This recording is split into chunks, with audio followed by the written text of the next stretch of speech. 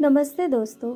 आज माता अन्नपूर्णा की जयंती के शुभ अवसर पर हम सुनेंगे अन्नपूर्णा व्रत की पूर्ण कथा। आइए सुनते हैं कथा। माँ अन्नपूर्णा माता का महाव्रत मार्गशीर्ष माह के कृष्ण पक्ष की पंचमी से प्रारंभ होता है और मार्गशीर्ष शुक्ल षष्ठी को समाप्त होता है। यह उत्तमोत्तम व्रत 17 दिनों का होता है और कई भक्त 21 दिन तक भी पालन करते हैं। आइए अब सुनते हैं माता के महाव्रत की कथा। एक समय की बात है, काशी निवासी धनंजय की पत्नी का नाम सुलक्षणा था। उसे अन्य सब सुख प्राप्त थे, केवल निर्धनता ही उसके दुख का एकमात्र कारण थी। यह दुख उसे हर समय सताता रहता था। एक दिन सुलक्षणा अपने पति से बोली, स्वामी, आप कुछ उद्यम करो तो काम चले। इस प्रकार कब तक काम चलेगा? सुलक्षणा की बात धनंजय के मन में बैठ गई और वह उसी दिन विश्वनाथ शंकर जी को प्रसन्न करने के लिए बैठ गया और कहने लगा, हे देवाधिदेव विश्वेश्वर, मुझे पूजा पाठ कुछ आता नहीं है, केवल आपके भरोसे बैठा हूँ। इतनी विनती करके वह 2-3 दिन तक भूखा प्यासा वहीं बैठा रहा। यह देखकर भगवान शंकर ने उसके कान में अन्नपूर्णा अन्नपूर्णा अन्नपूर्णा इस प्रकार 3 बार कहा। यह कौन क्या कह गया, इसे सोच में धनंजय पड़ गया कि मंदिर में आते ब्राह्मणों को देखकर पूछने लगा, पंडित जी, अन्नपूर्णा कौन है? ब्राह्मणों ने कहा, तू अन्न छोड़ बैठा है, सो तुझे अन्न की ही बात सूझती है। जा, घर जाकर अन्न ग्रहण कर। धनंजय घर गया, स्त्री से सारी बात कही। वह बोली, नाथ, चिंता मत करो, स्वयं शंकर जी ने यह मंत्र दिया है, वे स्वयं ही खुलासा करेंगे। आप फिर जाकर उनकी आराधना करो। धनंजय फिर जैसा का तैसा पूजा में बैठ गया।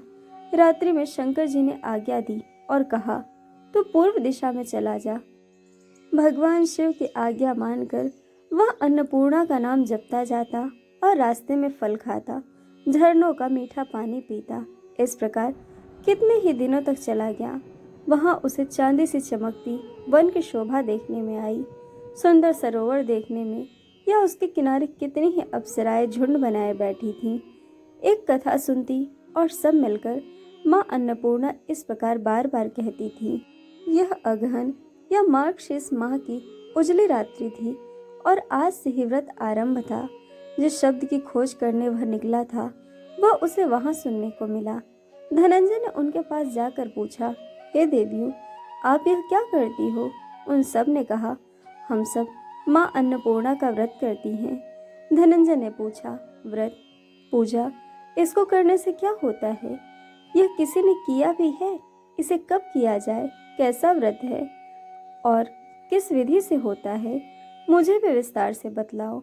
वे कहने लगी, इस व्रत को सब कोई कर सकते हैं। 21 दिन के लिए 21 गांठ का सूत लेना चाहिए।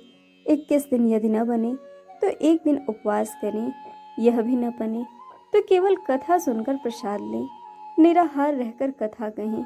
कथा सुनने वाला कोई न मिले तो पीपल के पत्तों को रखकर सुपारी या घृत कुमारी वृक्ष के सामने बैठकर दीपक को साक्षी मानकर सूर्य, गाय, तुलसी, यहाँ महादेव की बिना कथा सुनाए मुख में दाना भी न डालें। यदि भूल से कुछ पड़ जाए तो एक दिवस फिर उपवास करें। व्रत के दिन क्रोध न करें और झूठ न बोले। धनंजय बोला, इस व्रत के करने से क्या होगा? वे कहने लगी, इसको करने से अंधों को नेत्र मिले, लूलों को हाथ मिले, निर्धन को घर आए और मांझे को संतान मिले, मूर्ख को विद्या आए। जो जिस कामना से व्रत करे, माँ उसकी हर इच्छा पूरी करती हैं।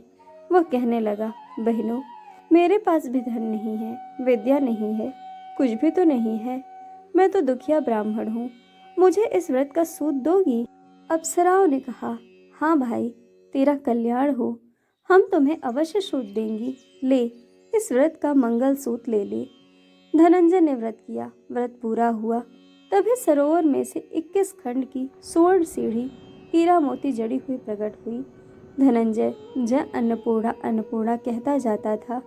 इस प्रकार कितनी ही सीढ़ियां उतर गया तो क्या देखता है कि करोड़ों सूर्य से प्रकाशमान अन्नपूर्णा का मंदिर है। उसके सामने स्वर्ण सिंहासन पर माता अन्नपूर्णा विराजमान है।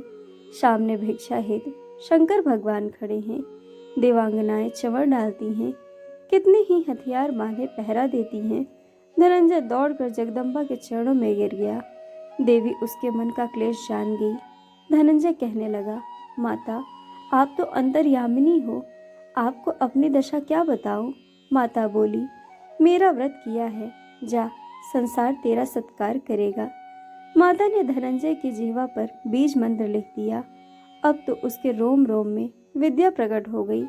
इतने में क्या देखता है कि वह काशी विश्वनाथ के मंदिर में खड़ा है। माँ का वरदान ले धनंजय घर आया। सुलक्षणा से सब बात कही। माता जी की कृपा से उसके घर में संपत्ति उमड़ने लगी। छोटा सा घर बहुत बड़ा बन गया। जैसे शहद के छत्ते में मक्खियाँ जमा होती हैं, उसी प्रकार अनेक ये संबंधी आकर उसकी बढ़ाई करने लगे। कहने लगे, इतना धन और इतना बड़ा घर, सुंदर संतान नहीं, तो इस कमाई का कौन भोग करेगा? सुलक्षणा को तो कोई संतान नहीं है, इसीलिए तुम दूसरा विवाह करो।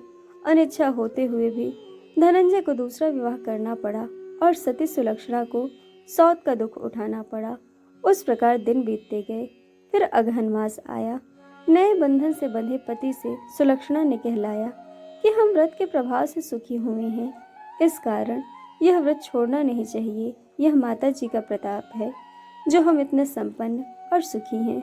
सुलक्षणा के बात सुन धनंजय उसके घर आया और व्रत में बैठ गया। नई बहू को इस व्रत की खबर नहीं थी। वह धनंजय के आने की राह देख रही थी। दिन बीतते गए और व्रत पूर्ण होने में 3 दिवस बाकी थे कि नई बहू को खबर पड़ी। उसके मन में ईर्ष्या की ज्वाला दहकने लगी। सुलक्षणा के घर आ पहुंची और उसने वहां पर भगदड़ मचा दी। वह धनंजय को अपने साथ ले गई। नए घर में धनंजय को थोड़ी देर के लिए निद्रा ने आ दबाया।